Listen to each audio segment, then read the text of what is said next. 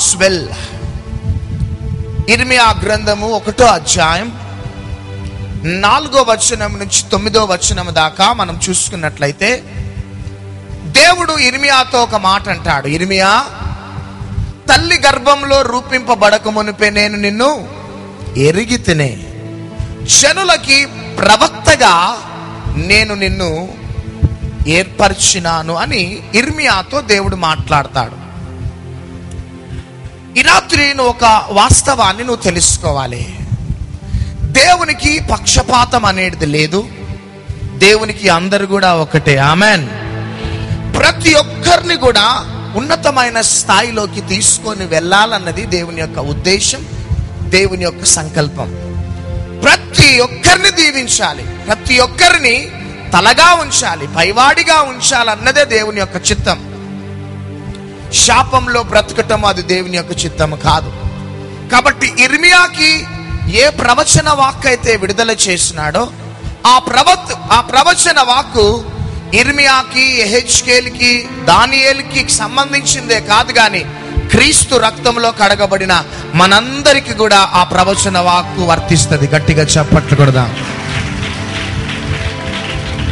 హల్లెలూయా. అయితే దేవుని యొక్క చిత్తము మనం ఏ విధంగా కనుగొంటాం? దేవుని యొక్క చిత్తము ఒక వ్యక్తి ఏ విధంగా కనుగొంటాడు? క్రీస్తుని సొంత రక్షకునిగా అంగీకరించని వ్యక్తికి దేవుని యొక్క చిత్తము అర్థం కాదు. రెండవదిగా, ఒక వ్యక్తిలోకి క్రీస్తు వస్తే ఆ వ్యక్తికి కూడా దేవుని యొక్క చిత్తము అర్థం కాదు. హల్లెలూయా. జాగ్రత్తగా వినాలి. ఏ వ్యక్తి అయితే క్రీస్తుకు దూరంగా ఉంటాడో, క్రీస్తుని సొంత రక్షకునిగా అంగీకరించడో ఆ వ్యక్తికి తన భవిష్యత్తు గురించి దేవుని యొక్క చిత్తము అర్థం కాదు. రెండవదిగా, ఏ వ్యక్తిలోకైతే దేవుడు క్రీస్తు యేసు ప్రవేశిస్తాడో ఆ వ్యక్తికి కూడా దేవుని యొక్క చిత్తము అర్థం కాదు. కానీ ఒక వ్యక్తికి దేవుని యొక్క చిత్తము ఎప్పుడు అర్థం అవుతుందంటే ఆ వ్యక్తి క్రీస్తులోనికి వెళ్ళినప్పుడు. గట్టిగా చప్పట్లు కొడదాం. హల్లెలూయా. తనలోనికి క్రీస్తు వచ్చిన దేవుని యొక్క చిత్తము, ఆ క్లారిటీ అర్థం కాదు. కానీ ఒక వ్యక్తి అట క్రీస్తులోనికి వెళ్ళాలి. ఎప్పుడైతే క్రీస్తులోనికి వెళ్తాడో అప్పుడు దేవుని యొక్క చిత్తం అంతా కూడా నిర్ధారణ అవుతుంది. కాబట్టి నా ప్రియ సహోదరుడా, నా ప్రియ సహోదరి, నీ కుటుంబ జీవితమును బట్టి, నీ వ్యాపారమును బట్టి, నీ యొక్క యవ్వన జీవితమును బట్టి, నీవు పజల్లో, కన్ఫ్యూజన్స్ లో నీ వ్యక్తిగత జీవితంలో ముందుకు సాగుతున్నావేమో, ఇంకా క్రీస్తుని సొంత రక్షకునిగా అంగీకరించినంత కాలం భగవంతుని యొక్క చిత్తం, దేవుని యొక్క చిత్తం నీకు అర్థం కాదు. క్రీస్తు నీలోనికి వచ్చిన దేవుని యొక్క చిత్తము నీకు అర్థం కాదు. కానీ దేవుని చిత్తము ఎప్పుడు నీకు అర్థం అవుతుందంటే నీవు క్రీస్తులోనికి వెళ్ళాలి. ఎప్పుడైతే క్రీస్తులోనికి వెళ్తావో అప్పుడు నువ్వు క్రీస్తు స్వరూపంలోకి మార్చబడతావు. గట్టిగా చప్పట్లు కొడదాం. క్రీస్తు యొక్క గుణాతిశయములన్నీ కూడా నీలో యాక్టివేట్ అవుతూ ఉంటాయి. అప్పుడు దేవుని యొక్క చిత్తము నీ జీవితంలో నెరవేర్చబడుతూ ఉంటుంది. రెండు దేవుని యొక్క చిత్తాలు ఉంటున్నాయి. దేవుని యొక్క ఖచ్చితమైన చిత్తం. హల్లెలూయా. మొదటిది ఏంటిది? God's perfect will. God's permissive will. దేవుని యొక్క ఖచ్చితమైన చిత్తము. రెండవది స్వచిత్తము. నీవు దేవుని యొక్క ఖచ్చితమైన చిత్తములో లేకపోతే you will enter into God's permissive will. అంటే దేవుని యొక్క ఖచ్చితమైన చిత్తంలో దేవుని దీవెనలన్నీ కూడా ఇమిడి ఉన్నాయి. ఆమేన్. దేవుని యొక్క పర్మిసివ్ విల్లో స్వచిత్తము అనాలి.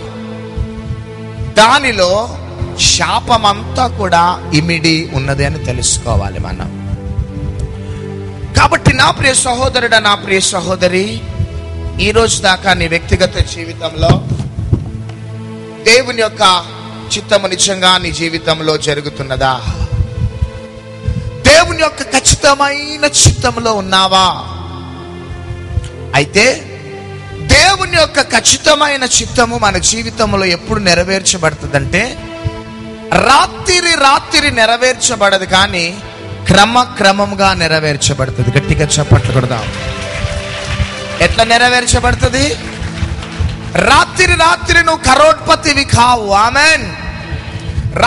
రాత్రి బంగ్లాలు కట్టవు నువ్వు. రాత్రి టచ్ అనగానే ప్రజలు కింద పడిపోరు నీ సేవలో. కానీ క్రమముగా దేవుడు తన యొక్క చిత్తాన్ని నెరవేరుస్తూ వస్తాడు. ఇది దేవుని యొక్క ఖచ్చితమైన చిత్తం. గట్టిగా చప్పట్లు కొడదాం. God's permissive will. దీంట్లో శాపము అనేది ఇమిడి ఉన్నది. జాగ్రత్తగా ఇక వినాలి మీరంతా.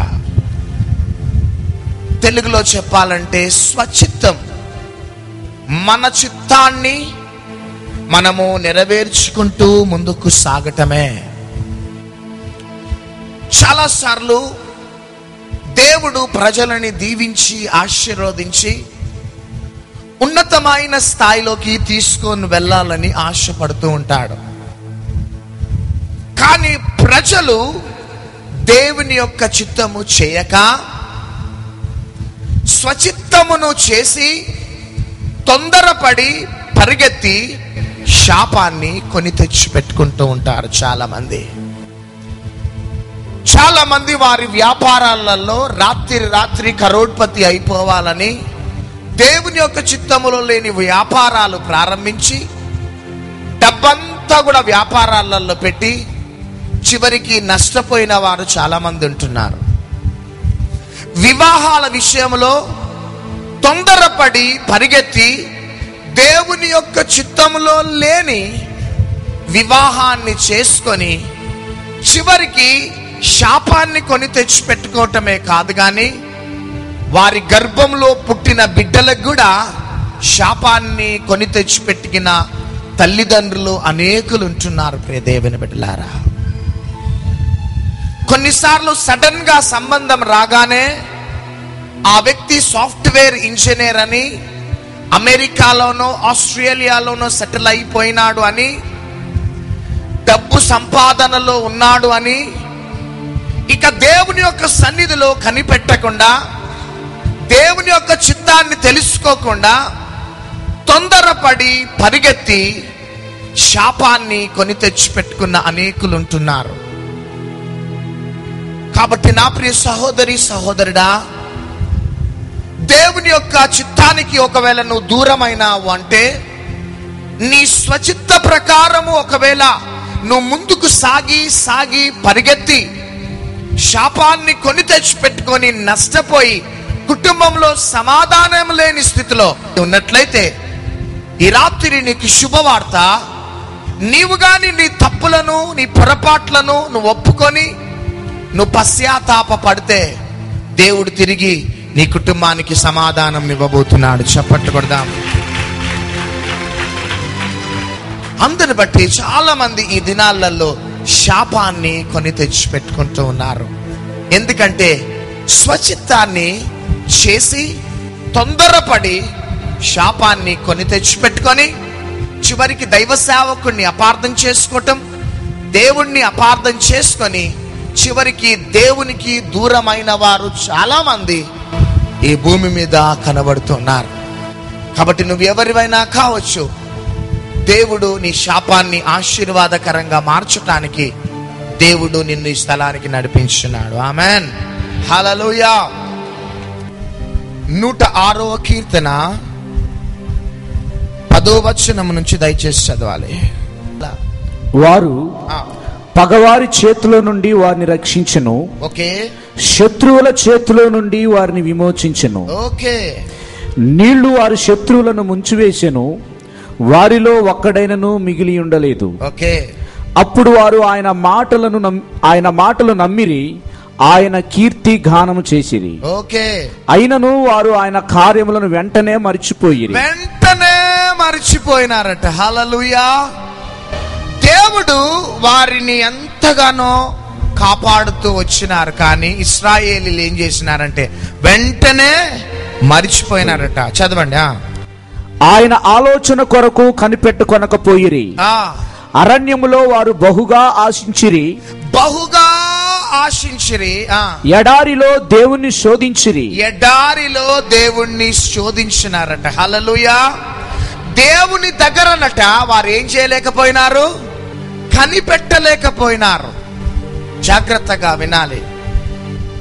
కనిపెట్టకపోవటం కాదు, దేవుని యొక్క మేలులని మర్చిపోయినారట. అంతేకాక బహుగా ఆశించినారట. జాగ్రత్తగా వినాలిక. నా జీవితంలో అదే జరిగింది. దేవుని యొక్క సన్నిధిలో నేను కనిపెట్టలేకపోయినా, దేవుడు సేవకై పిలిస్తే ఇది ఘనమైన పరిచర్య అని కృతజ్ఞత లేనివాడుగా ఏదో నేను ఆశించి నా స్వచిత్తాన్ని నెరవేర్చాలని పరిగెత్తినాను.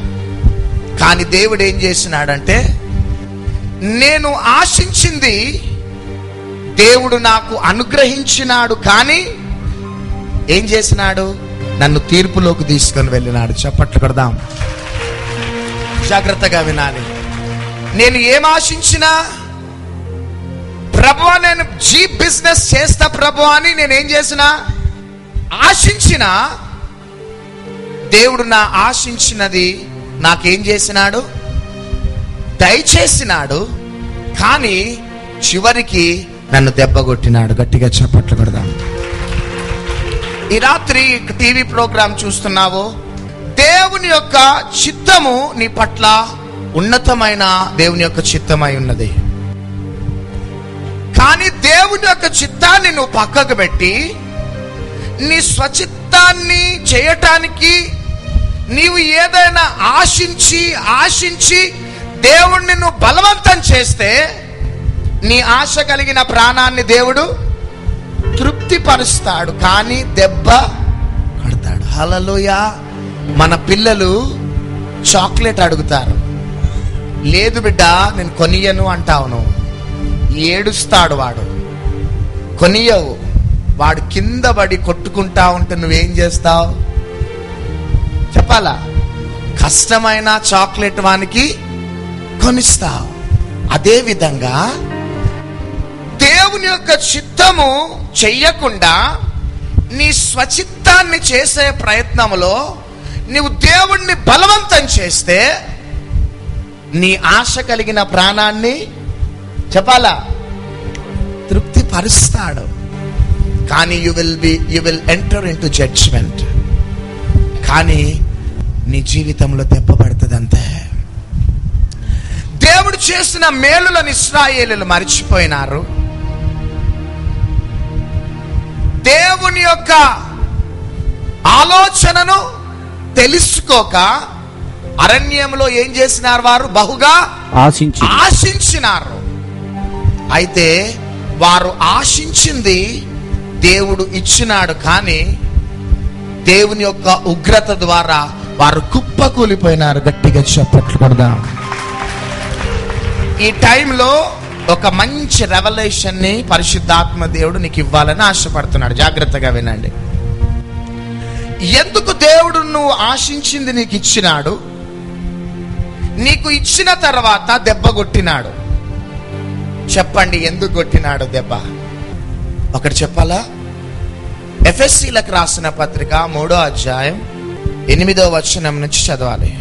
దేవుడు మన ప్రభు అయిన క్రీస్తు యేసునందు చేసిన నిత్య సంకల్పం చొప్పున పరలోకములో ప్రధానులకును అధికారులకును సంఘము ద్వారా తన యొక్క నానా విధమైన జ్ఞానము ఇప్పుడు తెలియబడవలనని ఉద్దేశించి శోధింప శక్యము కాని క్రీస్తు ఐశ్వర్యమును అన్యజనులలో ప్రకటించుటకును సమస్తమును సృష్టించిన దేవుని యందు పూర్వకాలము నుండి మరుగైయున్న ఆ మర్మమును గూర్చిన ఏర్పాటు ఎట్టిదో అందరికిని తేటపరచబడుటకును పరిశుద్ధులందరిలో అత్యల్పుడైన నాకు ఈ కృప అనుగ్రహించెను. హల్లెలూయా.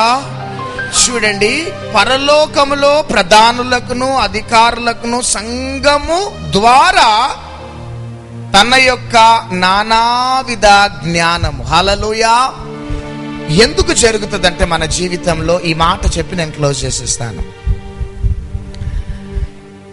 పరలోకములో ఉన్న దేవదూతలకట దేవుని మనస్సు అర్థం కాదట. హల్లెలూయా. అర్థమవుతుందా?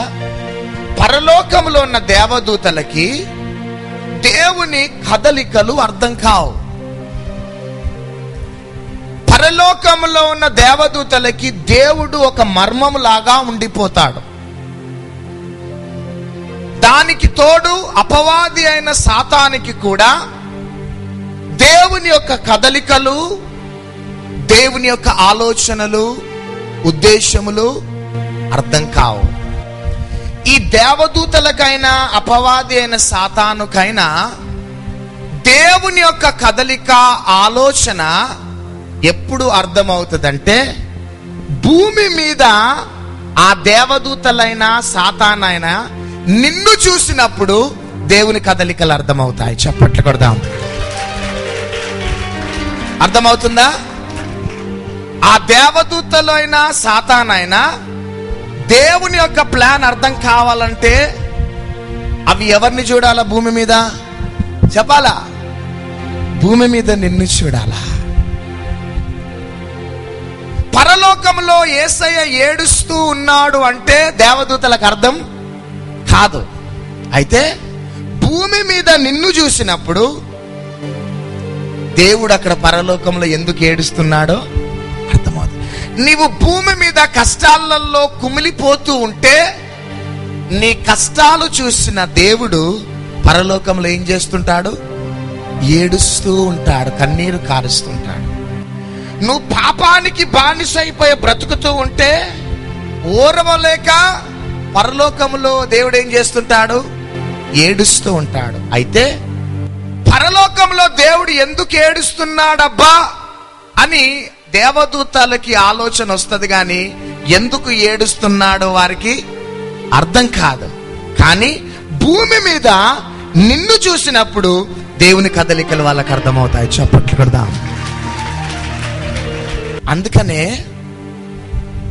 దావీదు ఒక స్త్రీతో పాపము చేసినప్పుడు దేవుడు పరలోకములో కుమిలిపోతా ఉన్నాడు. ఆమెన్. ఏం చేస్తున్నాడు? బెత్షెబాతో పాపము చేస్తూ ఉన్నప్పుడు, తన భర్తను రాజకీయంగా చంపినప్పుడు పరలోకములో దేవుడు కింద ఆమెతో పాపం చేస్తున్నప్పుడు ఆ సంఘటన చూసి పరలోకములో దేవుడు ఏడుస్తుంటే దేవదూతలు చూసినాయి దేవుణ్ణి. ఎందుకు నా యేసయ్య దేవుడు ఇంత ఏడుస్తున్నాడని ఒక్కసారి భూమి మీద చూడగానే దావీదు ఏం చేస్తున్నాడు చెప్పాలా? పాపం చేస్తున్నాడు. రాజకీయంగా భర్తను ఏం చేసేసాడు? చంపేసినాడు. ఈ సంఘటన ఎవరు చూసిండ్రు? దేవదూతలు చూసినాయి, లూసిఫర్ కూడా చూసినాడు. అయితే దావీదు తన పొరపాటుని ఒప్పుకొని పశ్చాత్తాపపడ్డ తర్వాత దేవుడు దావీదుని క్షమించినాడు, కానీ తీర్పును మాత్రం దూరం చేయలే. గట్టిగా చప్పట్లు కొడదాం. ఎందుకు తీర్పును దూరం చేయలే? ఎవరు చూసిండ్రు? కొందేక దేవదూతలు, లూసిఫర్ చూసినాడు. ఒకవేళ క్షమించి వదిలిపెడితే దేవదూతలైనా లూసిఫర్ అయినా దేవుని మీద ఏమి నిందేస్తారు? దేవునికి పక్షపాతం అంటాయి. అవునా? అందరికి ఒక రూలు, దావీదుకి ఒక రూలు. ఇదేమి నీతి, ఇదేమి న్యాయము అని లూసిఫర్ పాయింట్అవుట్ చేస్తుంది. రెండవదిగా దేవదూతలు కూడా పాయింట్అవుట్ చేస్తాయేమో. అందుకనే దేవుడు ఏం చేస్తున్నాడంటే దావీదు పశ్చాత్తాపపడి కన్నీరు కార్చిన తర్వాత దావీదు యొక్క పాపాలను క్షమించినాడు, కానీ జడ్జిమెంట్ మాత్రము తన మీద యథాస్థితిగా ఉంచినాడు. చప్పట్లు కొడదాం. హల్లెలూయా, హల్లెలూయా. ప్రియ దేవుని బిడ్డలారా, జాగ్రత్తగా ఉండాలి. One thing I want to tell you everybody,